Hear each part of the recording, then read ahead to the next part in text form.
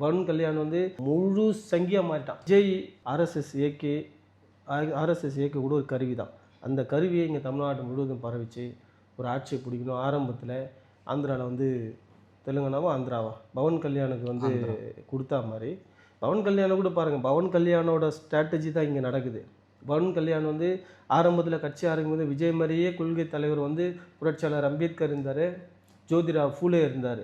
இவங்க 2 பேர் யாருன்னா சனாதனத்தை மூர்க்கமாக எதிர்த்த தலைவர்கள், ஆர்எஸ்எஸ்ஸை கடுமையாக தன் வாழ்நாள் முழுக்க எதிர்த்த தலைவர். அவங்கள வச்சு கட்சி ஆரம்பித்தவர் தான் பவன் கல்யாண்.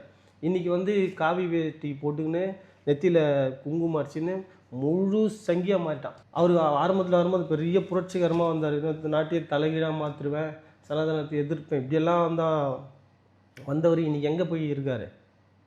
இன்னைக்கு கேவலமாக இருக்குது. துணை முதலமைச்சர் வந்து ஒரு சாமியார் வேடத்தில் இருக்கிறார். இதே தான் தமிழ்நாட்டில் நடத்தணும்னு திட்டம் போட்டிருக்கிறாங்க. அங்கே ஒரு பவன் கல்யாண்னா இங்கே ஒரு விஜய். இதை நாங்கள் அரசியல் ரீதியாக புரிஞ்சுக்கிறதுனால தான் நாங்கள் விஜய் எதிர்க்கிறோம்.